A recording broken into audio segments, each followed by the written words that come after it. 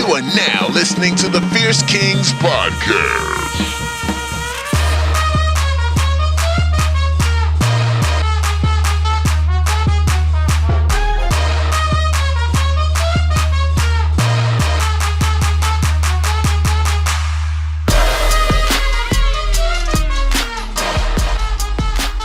Yeah. Okay. Yeah. 3, 2, 1. All right, buddy. Here we are, episode 2. We made it. That's it, man. We're here. We're here. Listen, we did episode 1. Most people quit after an episode. We made it to 2. One day, maybe we'll make it to 3. We hit 4. That's a month of podcasting, and that's it. We're millionaires. Then you're famous, basically. Yeah. I mean, it was a good show, I think, for the most part, and it wasn't winning any Peabody awards, but I wasn't entirely mortified by listening to it again, and obviously there's those concerns about listening to your own voice, which is kind of weird, but as with two guys with absolutely zero broadcasting experience, it's I think we did pretty well, so we can build off that. That's for sure. Yeah, 100%. One thing I did notice was sometimes I talk a little bit like I get real close into the mic like this, you know what I mean? Yeah. So I'm gonna try not to make out with my microphone today. Other than that, I think we're good. We had a couple coughs, couple of burps, you know what I mean? It's just body language, baby. Couple coughs, couple laughs, couple burps, it is what you guys shooting the shit. That's it, shooting the shit. Awesome, buddy. Well, listen, something really important I want to talk to you about. Okay. We talked about COVID-19. We talked about 2020. It has been quite a shit show of a year, but there's got to be some positives, right? There's got to be some positives that came in from 2020. I know I felt some positive things come in, and they might be small, right? Like they're not huge things that are changing your life. I mean, perhaps, but for me, some things that I really, really enjoyed from this year. So I want to kick it off from there because we need positive vibes only going into 2021. So I wanted to ask you, with all the craziness, the madness that took place last year, could you share with the audience one amazing positive thing that happened to you? I mean, there are a few at the end of the day. I mean, I think for so many people, they get involved with different types of stuff. And like myself, I when it all first happened, I was like, you know what? I'm going to pick up the guitar or pick up an instrument. I had an old guitar from back in the day. And so I picked it up and, started playing for probably the first couple weeks. And then, slowly but surely it moved from room to room, getting played less and less and going more and more out of tune. But what, to me, it symbolized something. It symbolized hope that you could play it and you could learn it one day. One day. And so that for me, I was like, damn, that guitar speaks to me. Even though it's not speaking to me by music, it speaks to me by the fact that it's there. There's hope. It's there. It's there. It's always going to be there. Do you ever just look at the guitar, because you probably have a really cool stand there. It's just in the corner of your room, looking all majestic in the corner. Yeah. And you're like, fuck yeah, you're a guitar. That's you play things when someone plays you. Yeah, you get played. You get played hard. Well, what about you? I mean, at the end of the how are you feeling about everything? I mean, there's got to be tons of stuff that's on the up and up, man. Yeah, definitely. Well, one thing that I'm really happy about last year was I was finally able to increase my leisure time. Right? Leisure. What's that?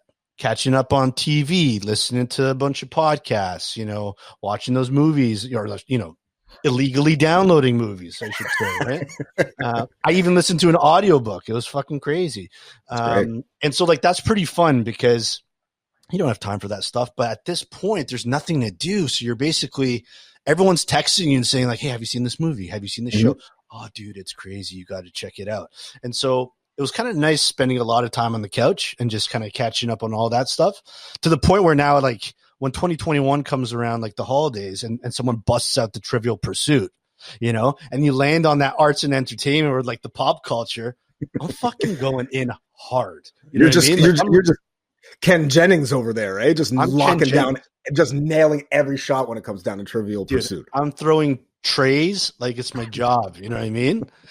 So I'm ready to go. And so that was a really fun thing.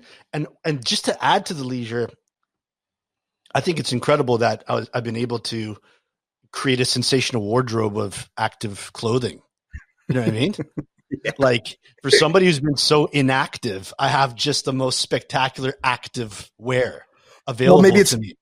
Maybe it's inactive wear. It's a whole new style of gear that like people are gonna go and cop. You get the Yeezy inactive line.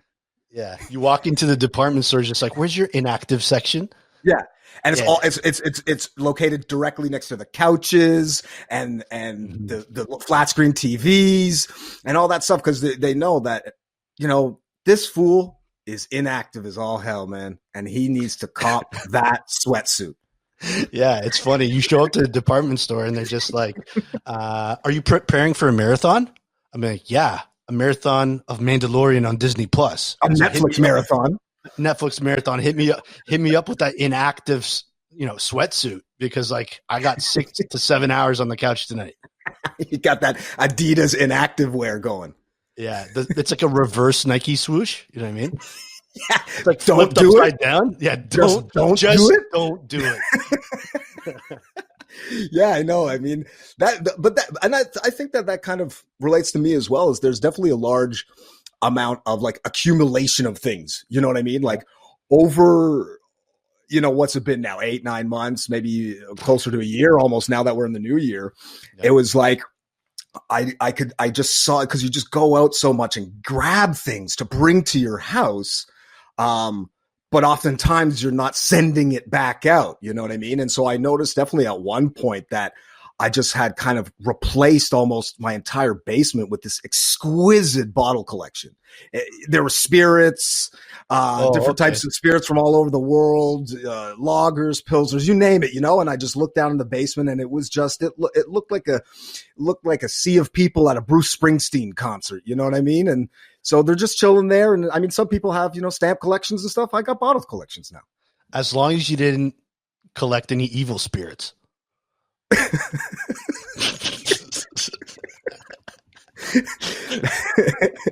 But yeah, I mean, that's what it is, man. No, that's awesome. Just going back to this wardrobe, it's kind of ridiculous. I've bought in like 4 pairs of sneakers in the hope that one day I'll wear them in the outdoors. You know what I mean? Yeah. So I have all this like new amazing clothes that I've spent a lot of money on, and I'm not wearing it because I'm saving it. I'm saving it for something. I don't know when, but it's here. Sometimes you even save it for nothing. You know what I mean? Like there's nothing better than when you buy a crispy pair of kicks, crack the box open, put them on top, and just leave them there and stare at them for a while. Like you know exactly what's going to happen to those once you put them on. They're toast. Coffee on them, mustard guaranteed. Any sort of hand-eaten food, all over the tongue of that shoe. It's done. So, I mean, also, I think that going back to just what you said was similar to the whole guitar thing. Those shoes symbolized hope, man. And so we got hope for 2021. We're going into it big time. Yeah, we got spirits at the house.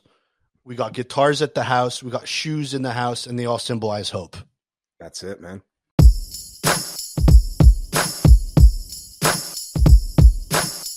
You are now listening to the Fierce Kingz podcast. All right, cool. So check it out. So on December 8th, there was a story that really caught my earlobes. Okay. And I think I was watching CNN or something. And then it went viral, and then, like people like Joe Rogan and some of these other, I guess influencers in this space kind of picked it up. But there's this guy, Haim Eshed. Okay. And he served as the head of Israeli space security program for almost 30 years. Right. And he's basically been spitting that aliens have been among us for a very long time and communicate exclusively with the US and Israel. Okay. Mm-hmm. And I'm just kind of like, all right. I mean, we've been hearing about this a lot, right? But then he's like, yo, there's an agreement between the US government and the aliens.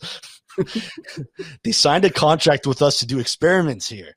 Right? They too are researching and trying to understand the whole fabric of the universe, and they want us as their helpers. Right. And he basically says, like, he believes that aliens live in an underground base on Mars, along with some of our, like Earth's astronauts, and that there's an entire space federation, like a galactic federation. Mm-hmm. And when I heard that, man, like on Mars, you mean? Well, just like there's like a colony on Mars that, or like the aliens have an underground base on Mars, but like overall, there's a galactic space federation in space, kind of like in Star Wars or whatever it is, right? Star Trek, yeah, 100%. And when I was thinking about that, I was just like, this is really pissing me off, right? Like it was pissing me off because just like if I knew that there was an intergalactic federation when I was in school, it definitely would have prompted me to take physics and chemistry a little bit more seriously, right? I think for me, it pisses me off, but in a different way. It's kind of like, it's like kind of like when a girl leaves you for another guy, and then it's kind of like, what has he got that I don't got? You know what I mean? It's like, what do those planets have that we don't have? You don't think Earth is good enough? I'm not good enough for you? Yeah. Like, you don't think I can hang with you guys on Mars? Like, what the hell's that? Well, you're better than me?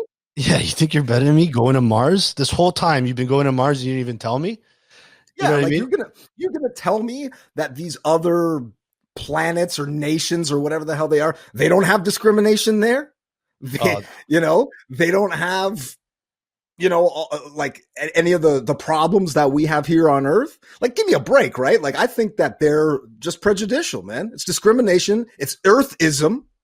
They're super Earthist, and it's just unbelievable that like, I thought we're in 2021 now, right? I thought we were post Earthist. Like, I thought we were a post-Earthist society. I'm with you, but like, I'm thinking about the future of my kids. All right. Yeah. And I'm thinking about myself, and like thinking about yourself more than your kids, of course. I'm thinking about myself first and then my kids. Thinking about myself first, then my bottle collection, and then my kids. And the spirits in my basement, and then my kids. All right. And so I'm just thinking, like, surely there must be some incredible career opportunities in space. Mm-hmm. You would imagine that, working for the Galactic Federation probably has some good benefits, and, you get probably 4 to 6 weeks of vacation time, and you can go to Venus whenever you like and see the sand dunes and all that stuff. And I'm just thinking, like, are they hiring? You know what I mean? Like, did I get the right skills to do this? And what's pissing me off is he's like the generation before me, like, before this becomes a huge thing here. Yeah. And like, cause in the next 10 years, one of these aliens is going to be like, it's true. Like, we signed a contract together to work with the US government, and now we're hiring on Mars. I was just like, what the fuck? I wasn't prepared for this. I would have trained for this. Right. But then again, maybe it's one of those things as well that's kind of like a job in media or advertising, you know what I mean? Like that they're just like looking for too much, when they're like, oh yeah, we need you to have like you're coming out of college, and they're like, we need you to have 5 years experience, know all of these programs and blah, blah, blah, blah, blah. And you start off at $18,000 a year. Right. You know what I mean? Cause like, I guess if what they tell us is true, these are all super advanced societies. They got all the greatest technology that's unfathomable for humans, that, we probably couldn't even hack it if we got up there, or at least that's what they're leading us to believe. Well, I assume that, all right, let's say you and I said, we got it. We got the 2 tickets we got hired by the Galactic Federation, we'll move on to other planets, but we'll start at Mars, right? There's a colony on Mars. There's an alien base in, underground and stuff like that. Mm-hmm. We'd probably have some pretty shitty jobs, right? We'd probably start with like manual labor, maybe some terraforming, gathering resources, moving rocks, driving patrol, mining. Lots of mining. We're just mining for resources. And then we're like, I had it way better on Earth, but at least I'm not surrounded by all these people. Totally. Or people. They're not even people. They're fucking aliens. Yeah, and they might be awesome too. Like, what if your entire life you've been spending time with Earthlings when really your best friends are Martians? Well, yeah, because I mean, more often than not, human beings are pieces of shit, right? So then maybe you're like, yo, let's go see what else is out there. Like this Martian might be just so sick. And and he's just like kicking it, listening to whatever kind of music or noise they listen to out there. I don't know. Yeah. But I mean, again, I think that this is the overall message of this entire episode. It's hope, man. It symbolizes hope, where it's just like, damn, like it's kind of interesting to think that there's just like so much more out there. And I think you'd have to be pretty naive to think that there wasn't, Now, I don't know if this Haim dude is on the level. Apparently he's like 84 and kind of out there, which you must be working 30 years in a space security program. But and also the thing is, he might have been smoking too much Darth Vader, and then he's intergalactic planetary. Yeah, he likes his sugar with coffee and cream. Exactly. Well, listen. Well, then I got a good question for you, and you're gonna like this. And so, it's a. Would you rather? Would you rather? Would you rather? All right, check it. So, would you rather continue living on Earth, the same life that you have right now, plus $1 million? Okay. So nothing's changed. Everything, same people, same family, same job. Everything's here plus $1 million. Or leave everything behind and start a fresh new life being part of the Intergalactic Space Federation and move to the colony of Mars. Well, see, that's a tricky one, man, because I mean, $1 million in this day and age doesn't do jack shit. Like, let's get serious. You know what I mean? I mean, it'd be nice. And like, kind of going back to the earlier point, normally I would pick the latter. Like normally my curiosity would lend me be thinking, yo, I gotta go check out this federation. But to the earlier point, like they thinking they're too good for us. I'm kind of like, fuck them. You know what I mean? Like I'll probably take the $1 million at this point, because at least I know what I'm getting into, but it would be pretty special to know what the hell is going on out there. That's for damn sure. No. So, I mean, I'm with you, but this is what I'm thinking about. You and I are very fortunate, right? Got a family, you got some friends, you're married, you know what I mean? Things are quote unquote stable and fun and good, right? Yeah. There's some people out there that don't have that luck, right? They might have no family, or they're not in a good place, or they're really thinking, you know what? Fuck this place, right? Mm-hmm. And they're thinking, oh my God, this is my shot. This is my shot. I get to leave my past behind. I'm going to space. And I'm going to go wherever the wind blows. We're going to Mars. Hi, my name is John. I'm an Earthling, right? Don't people already kind of do that with Hawaii? Yeah, I think so. Like they just take off and then they just go and move there and live there for the rest of their life? Yeah, and Mars is just a big luau. Yeah, maybe Haim was thinking Hawaii was Mars. Oh, so they actually signed the contract with Hawaii. Yeah. Got it. There's a city in Hawaii called Mars, and he was so it's on old. The volcanic, yeah. It's on the island of Kauai. He thought it was the Vulcans, but it was really just a volcano. It was just a volcano. Everyone who goes there gets burnt.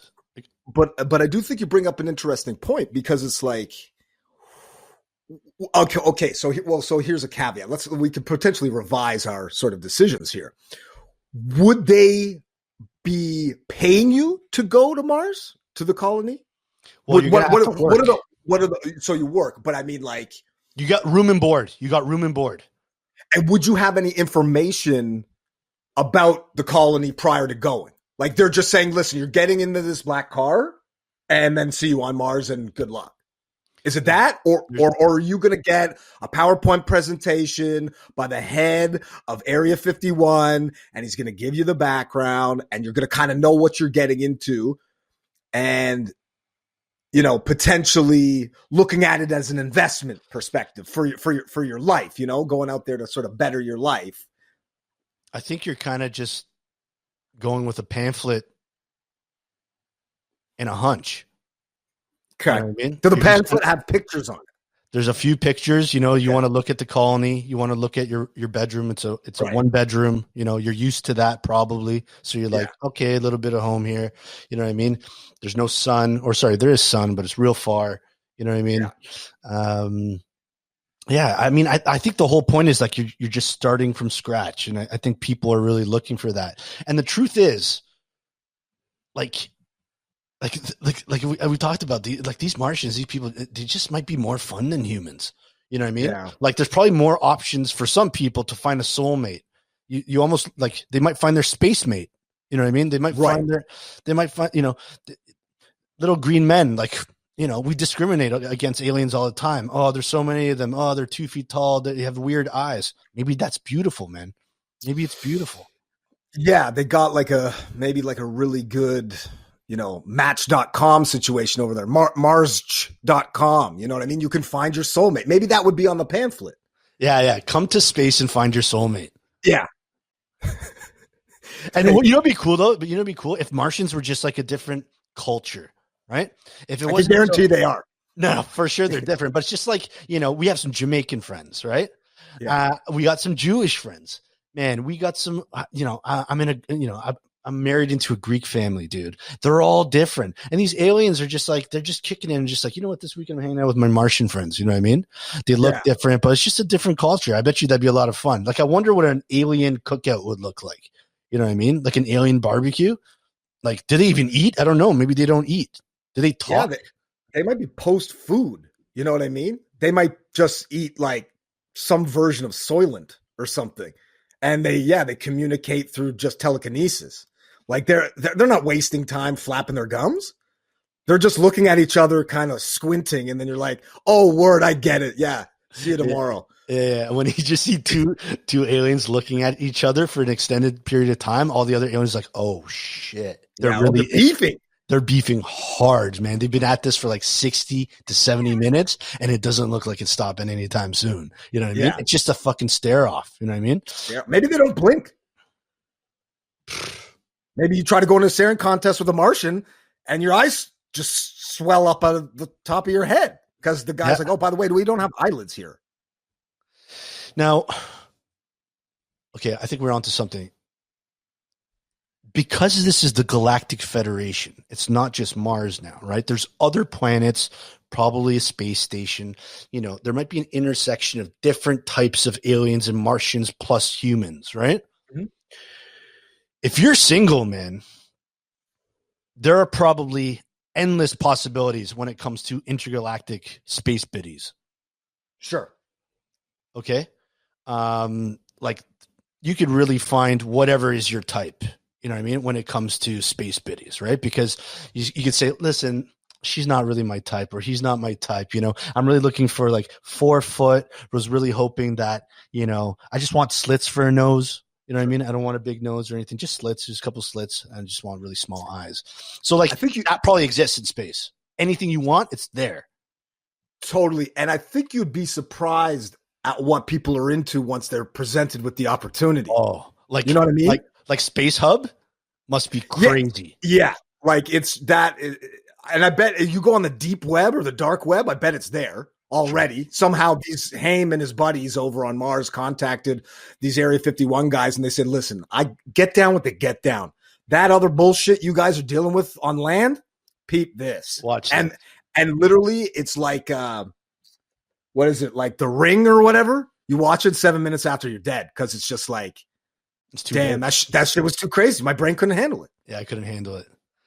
But I mean, people already at this point too are kind of doing shit like that. Earthlings are getting body mods to look like fucking aliens, right? I know. We want to go so bad. We want to go so bad. Now, the only thing I'm worried about is because there's so many, biddies, like space biddies in the Galactic Federation. You really got to watch out who you date, because you don't want to be dating one of these intergalactic Instagram influencers. You know what I mean? They're bad news, dude. They're bad news. You know what I mean? Hashtag shaking their asses. Oh yeah, because they might have plural. You know what I mean? You don't know what the body. How many legs do they have? I mean, I don't know. It's a whole different ball game, man.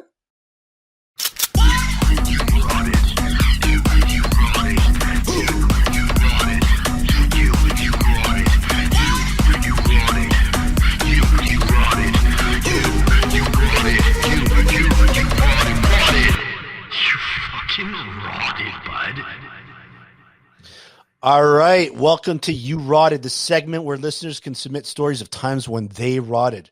We got your feedback. That submission should also be available via email. So I'm very happy to say that you can now submit your stories to fiercekingz@gmail.com. In addition to using the hashtag You Rotted on any of our social media accounts, including Instagram, Twitter, and the YouTube.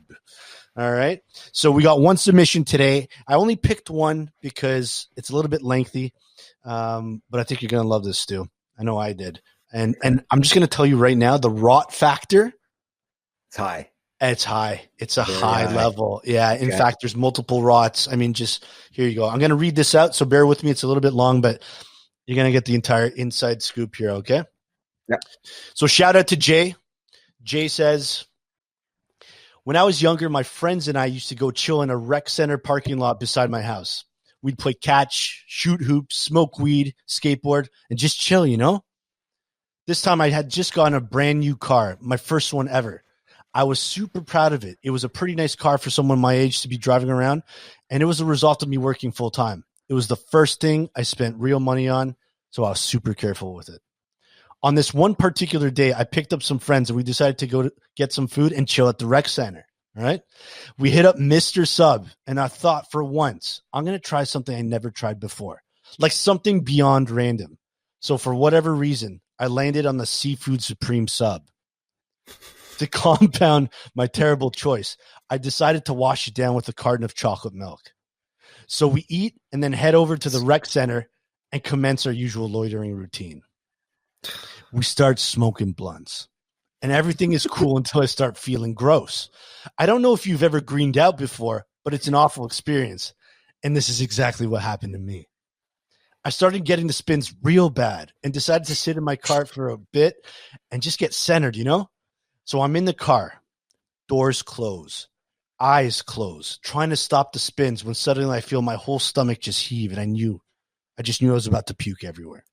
I start fumbling with the door handle, trying to get the door open. You know what I mean? To puke outside the car. And I'm spinning so bad I can't even operate the handle.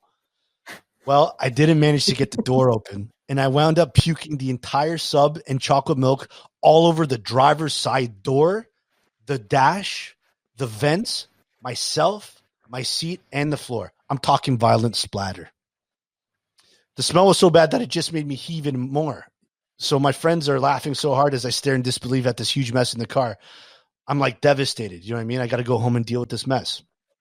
The stuff went in between the window and the door. So every time you rolled the window up or down, it left these disgusting chunk streaks.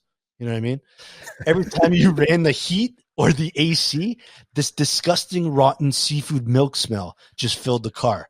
I took that thing apart and tried to clean as much as I could, but it was no use. In the summer, when the car would bake in the sun, you would get into it and it would just smell so bad. I can't tell you how long it took for the smell to go away. Sometimes I think I just went nose blind and never went away completely. But my friends, man, would never let this go, and it was so embarrassing. These were also my prime years for seeing girls, and now I had to lie about the car being at the repair shop when I took the subway to go see them. What a rot. Okay, so yeah. So I got a couple things to say about that. Let's start from the top first. Well, there's really nowhere else to start. The second you're hitting up, and don't get me wrong, I love a nice Mr. Sub, but the second you're going to any sort of fast food chain and looking for the seafood, option that's not maybe like super deep fried or something like that. Yeah. That's it. That's you punched your ticket, man. He asked for this, didn't he?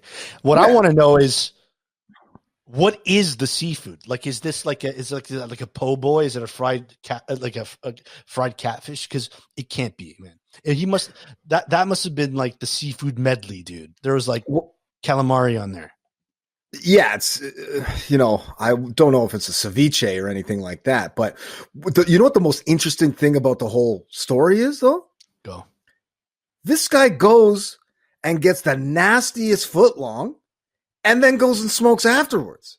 Like, you'd think you'd have to be greened out to go and get a seafood sub. Yeah, especially a seafood supreme. I don't even know what a supreme is. I think that's double the seafood. And I bet it's creamy and like I want to thick, yarf right now. and it's probably come from frozen from like 6 years before. And like they were shocked. He orders, he's like, I'll get the seafood supreme. And they're like, are you sure about that? It's been around here since the silent Did you say supreme? Yeah, and grilled or toast, like no, like the guy was looking at it like you're crazy, man. Like this is not that's just for show. Shit. Yeah. Like that's just for show. That's one of those things where they have like the picture up top. That's like obviously a very nice manicured like stock photo that like looks like, oh man, that looks tasty, right?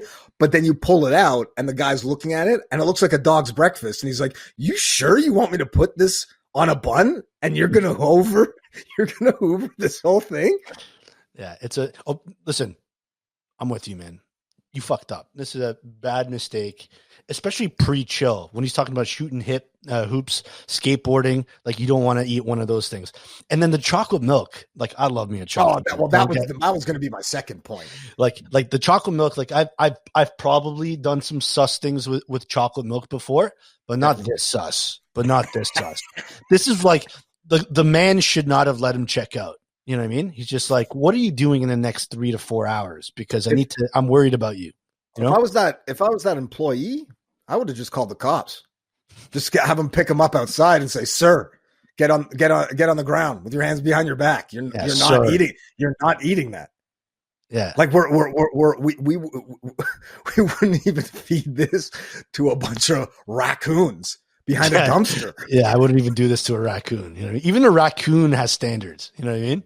Yeah, like they would be looking and they're eating. They might eat the bun, right? They take the bun, the tomato, but then they're like, you know what? Stay away from that supreme. That we're gonna get sick.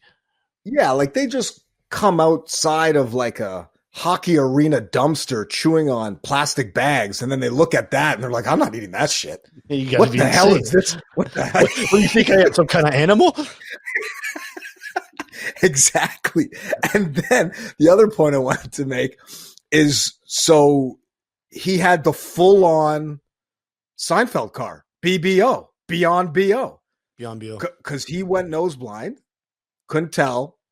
Then he gets a little chickadee or a couple buds coming in, and they're like, they're ripping on him. I can't get in here. It smells like Bigfoot's dick. Yeah. I need to leave now.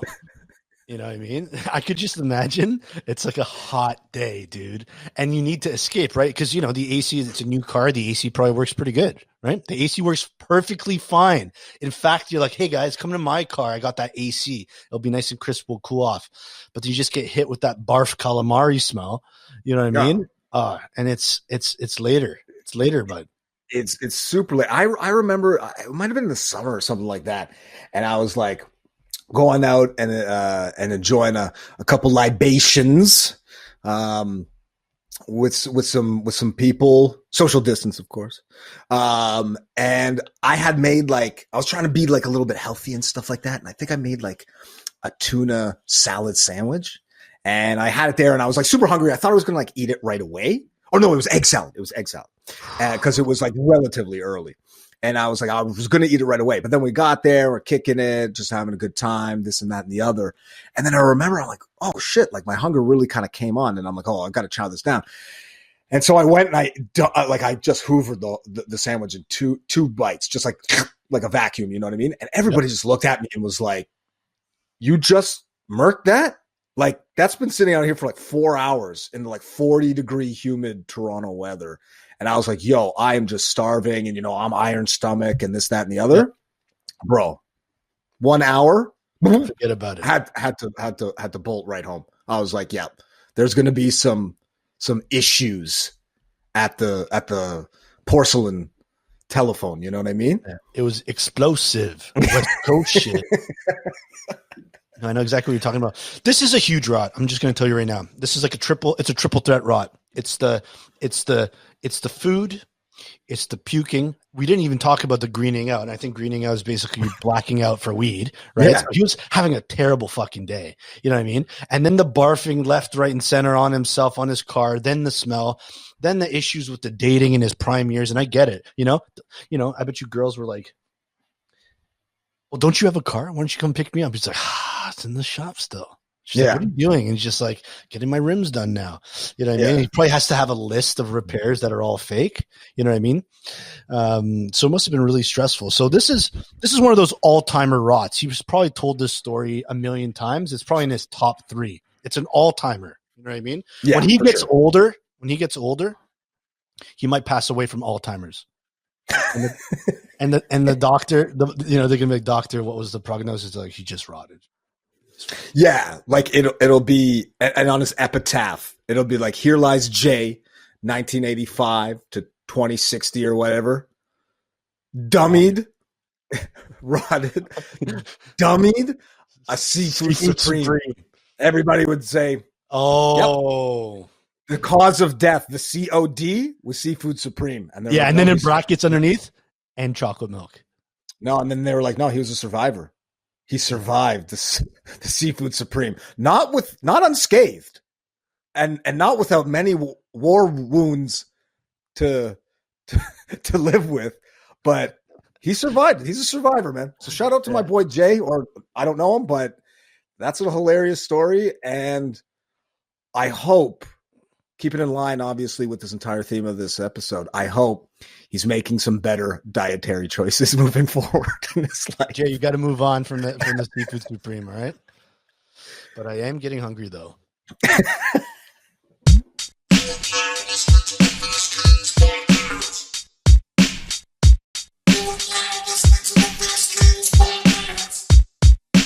All right, so I was thinking a lot. I was in bed, I couldn't sleep. And I was just like reminiscing those times when, that age where you're like, I think it's like 6 to 10. So you're like in grade 1 to 5 or something like that, right? So you're like, you're in full on elementary school, but you're not like having that massive growth spurt just yet where you're like, oh shit, we're going to high school soon, right? That hasn't happened. You're like a pretty good kid athlete, or I mean, if you're into sports or whatever it is, but you're not like, oh wow, like he's going somewhere. You know what I mean? We're just having fun. You're just a kid, right? Mm-hmm. And you just love snacks, dude. You just love snacks. Snacks are life because you're watching TV and it's a toy commercial, and you're watching cartoons, and then there's a commercial for fucking Gushers, sour Gushers. You know what I mean? Or like Lunchables, this and that. And I was just like, holy smokes. Like lunchtime snacks for kids were fucking lit. It was massive. And so I wanted to go over, and these are 5 snacks that I picked that I thought were not necessarily the best snacks, but the most common snacks that normal kids had, let's say at the cafeteria when you're 6, 7, 8, 9, 10 years old. So I'm going to go list them and let's just talk about them. What you think, what are your thoughts on them? There's some heavy hitters and there's some that are a little bit more whack, I'll be honest, but it doesn't matter because that's just like, that's what it was, right? Yeah. All right. So we're going to start with number 1. This is like, everyone knows these, man. It's goldfish. And goldfish to me, we're kind of like, all right, I got something. Mom gave me something. And the problem with goldfish is they come in a big pack, right? And kids love the branding and the little packages, and it's a Percy pack. You couldn't take a bag of goldfish. That's too many goldfish. So mom would put it in a Ziploc bag. And when you put stuff, doesn't matter what snack it is, in a Ziploc bag and you have it at lunch, it starts going into that community of snacks that are like seeds and nuts.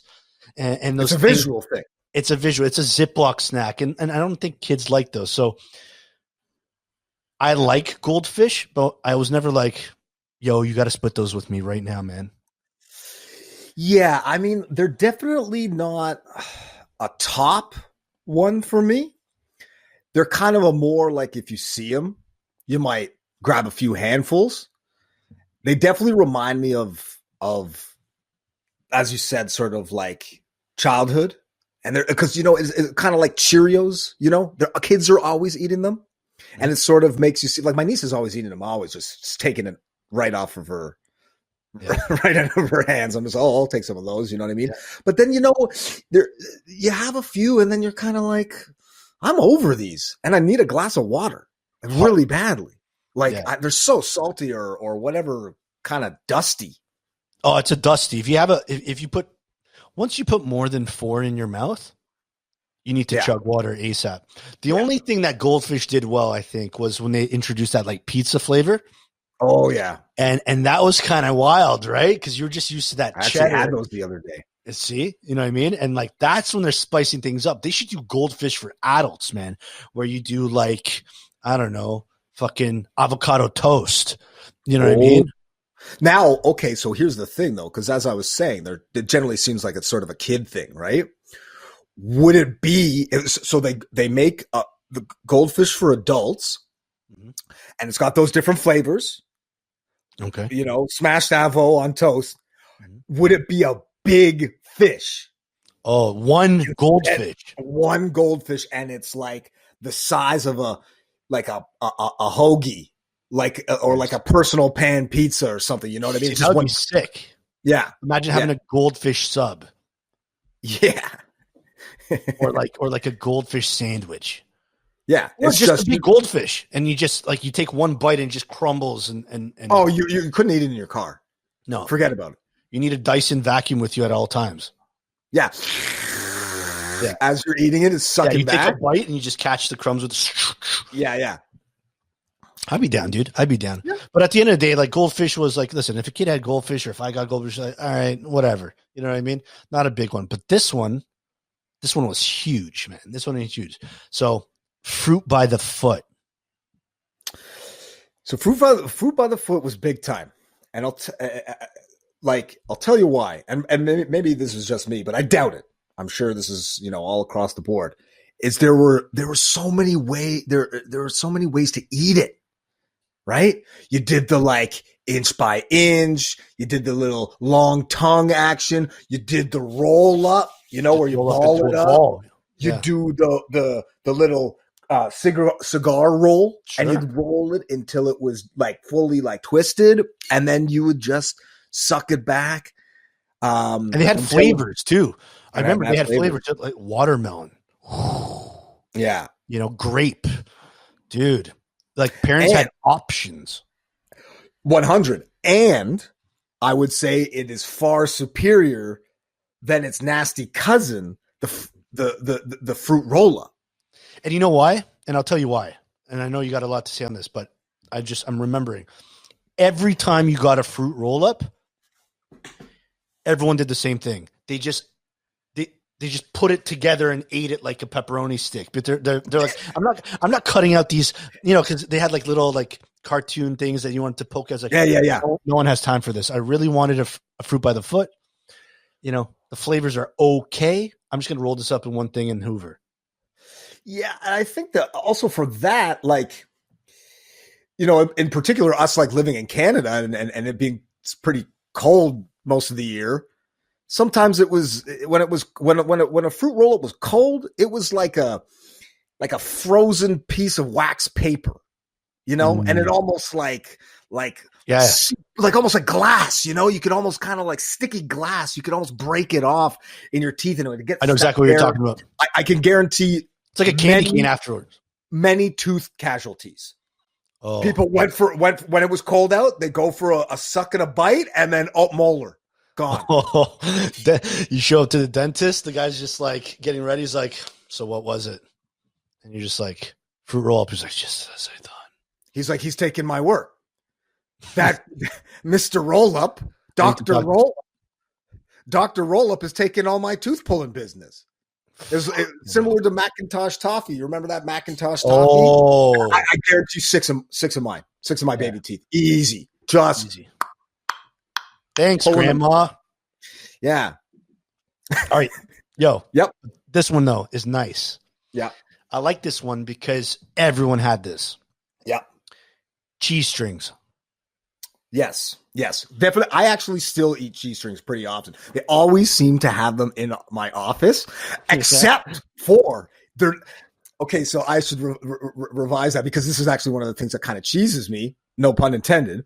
kind of messes with me is they're the cheese sticks. Oh, I gotta.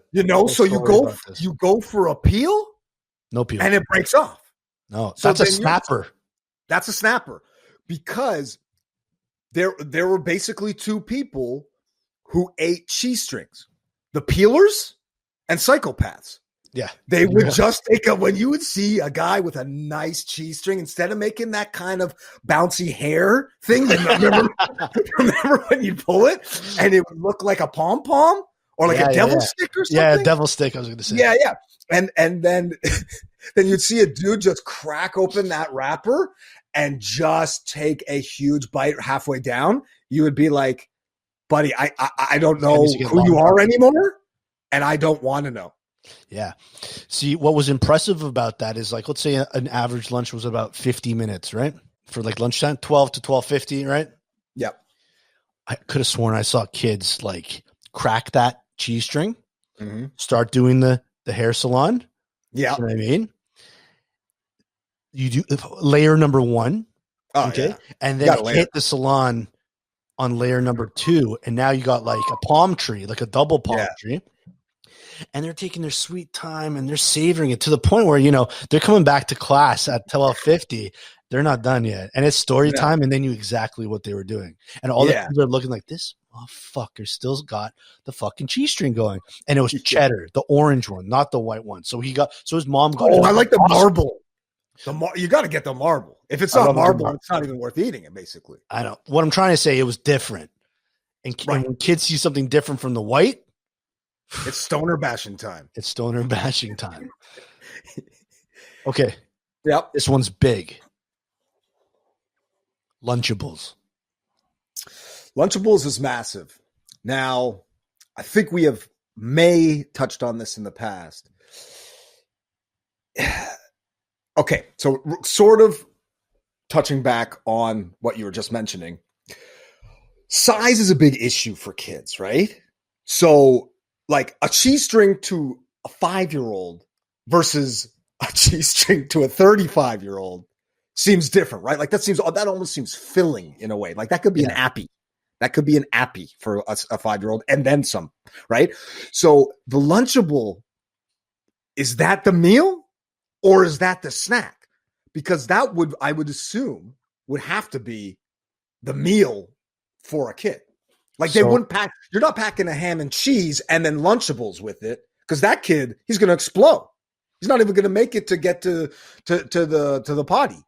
So if you're living under a complete rock, Lunchables is a pack that has cracker, mystery meat. They say it's ham, but God knows what. It's some kind of bologna. Who knows? Kielbasa type thing. Yeah. The burps are insane, by the way. You have a Lunchables packed to your chrome piece, like Jerome's niece, and you just belch it out. It's a room clearer. Yeah. They throw in a Kit Kat. Snack. Yeah, it's Snickers or something. Yeah.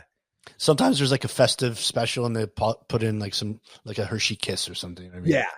Which rattled me, to be honest. I was just like, I wanted that Snickers. Oh, that's a no bueno. Yeah, and so I definitely saw kids that had a Lunchables and other items for lunch.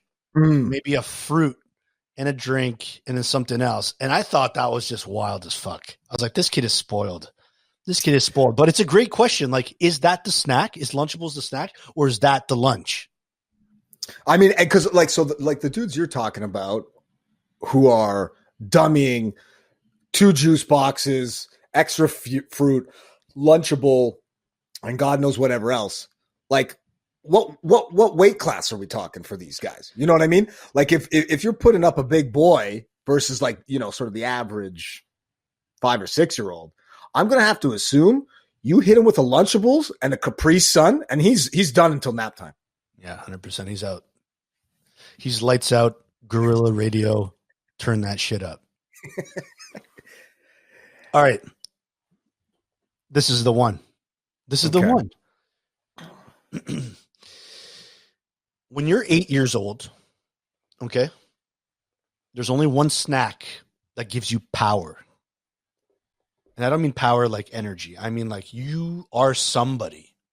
Mm-hmm. And that's Dunkaroos. Definitely. Okay. I think it's the ultimate power play in the cafeteria snack game, the Dunkaroos. Let me explain to you why. And I wish people could see me because I'm visualizing here. Look at the elements of this snack. Okay. You have about 10 to 12 crunchy pieces. Okay. Right? Like the dip. Yeah. It's like a Teddy Graham or basically whatever it is. It's like a cracker cookie. Yeah. Then you have a vanilla or chocolate frosting, which was lit. Right. And so what happens in the economy of the, cafeteria world when you're a kid, like you have a lot of leverage there, right? Because everyone wants a dunk.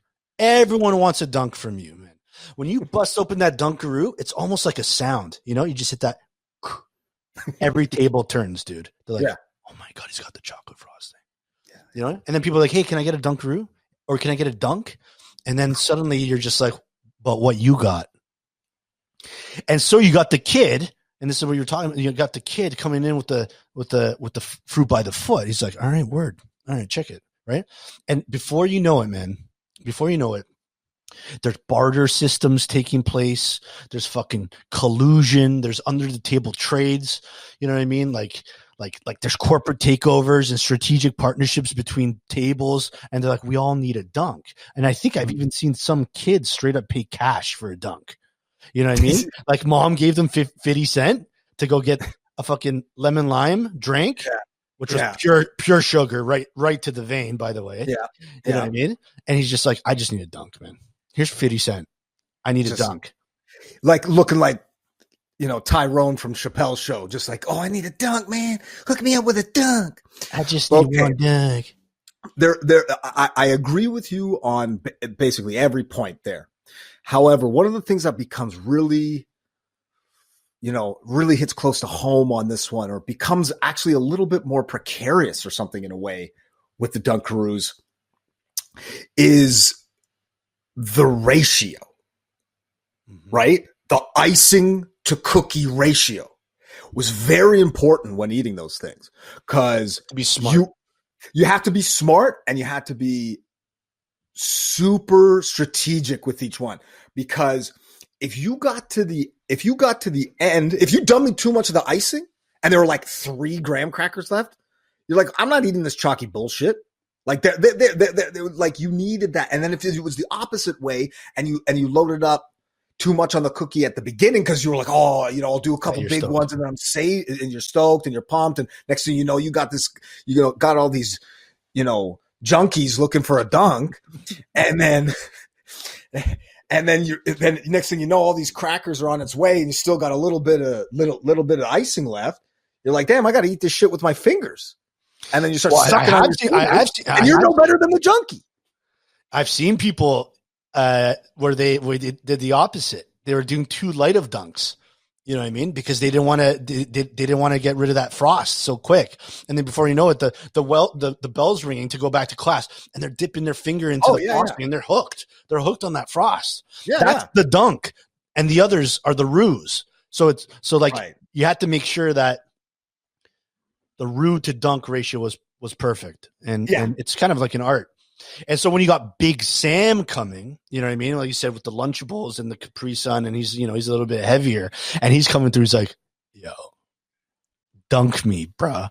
Dunk me. And you're doing some barter systems, he's throwing trading cards for a dunk, or it's just like, it's give me a dunk or you're getting a knuckle sandwich for dessert. Yeah. Right. Like, what I'm saying is, like, you could just go to Big Sam and just suddenly be like, eat the frosting. I'm just sorry, man, no frosting unless you want these 2 little roux over here. And he's just like, no, I'm out of here. So you had power, but because like that's the most important part of the Dunkaroo, right? Like you need, like the cookie is the vessel for the icing for the frosting, and that's the meat and potatoes of it. Like you can't barter off just the cookie, because people will be like, they'll be like, I can get graham crackers anytime I want. I need a nice half and half. You want the graham cracker with not a schmear. I need 50% coverage. I need 50% coverage and like a nice dunk, like a nice dollop on the top of that. And if I see any top facing cracker empty, we're having a big problem. We got a big problem. Yeah. I'm gonna roof your tennis ball. Well, listen, like check this out. So the funny thing about all these snacks that we mentioned is like I didn't get any of these. I didn't. I maybe once or twice here and there, but you know, my family immigrated from Eastern Europe, and like we were that household where just like, you know, I didn't even have macaroni and cheese. Like we didn't have Kraft Dinner or anything like that. That's why I was so stoked to go to other kids' houses. You know what I mean? Because they had all that good stuff, to the point where I'd be like, oh, you wanna eat some Kraft Dinner? And they'd be like, what? Like I eat this shit all the time. You really you come over to my house, this is what you want to eat? And then I get introduced to like other crazy shit, like, you know, making. They'd be like, no, screw that. Let's have grilled cheese with Kraft singles. And then mind blown. I was just like, exactly. This is exactly the hit I needed. So when it came to these snacks, like, yeah, I had it once or twice, but I couldn't hold out, right? Because like a pack of fruit by the foot there was like five of them, right? For a school week. Yeah. So if I could convince my mom to get a pack, they were dusted on a Saturday and Sunday, and they didn't make it to the school week because I was too excited about those. You know what I mean? Right. So then she's like, I'm not buying these again because like you're gonna sneak them in on the weekend. So I didn't get that privilege. What I did get though, and this is really weird, is like, you know, because, you know, they would shop at the Polish deli, and at the Polish deli there's this famous chocolate, and it's called Prince Polo. Yeah. And he would later be promoted to King Polo. Like right now, if you want to go get it, it's King Polo. Yeah. He was a prince, but when I was a kid, he was a prince, but it was a King Polo. Same bar though. It's basically a chocolate wafer. Okay. Just an ordinary chocolate wafer. Think of a Kit Kat, but 40 million times less dope. Like if I had a Kit Kat every day with lunch, that'd be a huge win. Yeah. Like the kids in the cafeteria did not have that type of chocolate, because that's dollar chocolate, right? Like that parents aren't doing that. Yeah. So I get this friggin' Prince Polo bar as my like treat. So I love my mom, but she'd make these sus lunches with like, you know, cream cheese and like Hungarian salami. You know what I mean? And but that was one of those things about you. I always remember that it was kind of like the opposite for me, because I came in such a kind of like an average household from that perspective, from the culinary perspective, that it was like, just like a ham and cheese or like a peanut butter sandwich or something. I remember back in the day, you would come in and you'd have some like pastrami on rye or something. Oh, yeah.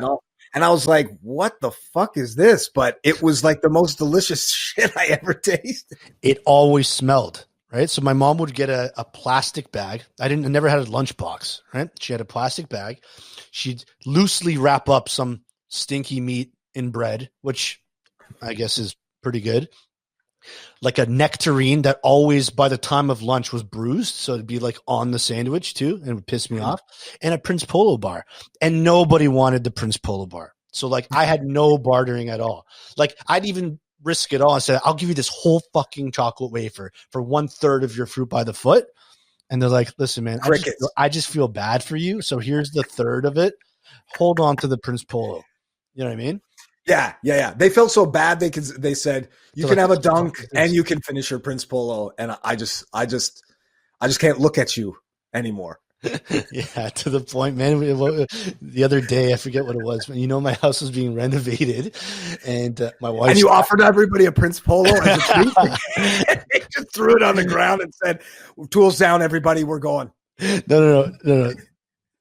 And my wife's dad was doing the renovations, and my mom thought she'd be just like a nice host. She made him lunch and stuff like that. And for dessert, left him a King Polo. And that King Polo was hovering around a renovated apartment for the full 3 months. No one touched it. And it's not even bad. It's not even bad. Well, I like the fact that even that dude was like no one not curious at all. Yeah, he wasn't curious at all to be like, well, I wonder what this is about. Because, I mean, okay, so have you had a King Polo? What do you mean, like in general? Of course. I'm telling you. No, but is King better than Prince? It's the same. He just got crowned. He's part of the Fierce Kingz, you know? So the old man passed away and said, I'm passing you the torch. Keep the same recipe. Keep kids in total poverty, in snack poverty in Canada. Keep doing your thing. Yeah. Goodbye. If you come at the king, you best not miss. No, and I guess the thing is, no one's coming at the king. Nobody's coming at the king. He's waiting for someone to come, and he's not getting a bite. You know what I mean? Literally, not even a sniff. They're not even going for a crack the wrapper and give it a sniff. Not they're even like, a you look. know what? I'm putting this next to my furnace for 3 months in my renovated house, and I'm just not even going to look at it. It's just basically decoration at that point. Just such discrimination against Prince Polo. But shout out to Prince Polo because we had okay times. Yes, you had memories. Not going to say, good or bad, but there were memories there. There were memories. All right, that's it, folks. That's the end of episode 2. I hope you enjoyed it. Stu, I mean, you got anything to say to the folks? I think we did a pretty good job here. It's only going to get better. Yeah, I hope so. I think, we're catching a groove here a little bit. And, thanks to everybody for checking in, and we'll see you next week. 100%. So remember, if you have any submissions for You Rotted, or you just want to hang out and send us a note, email us at fiercekingz@gmail.com. You can also hit us up on Instagram, Twitter, and the YouTube. And we're going to be money on that. And because you are now not listening to the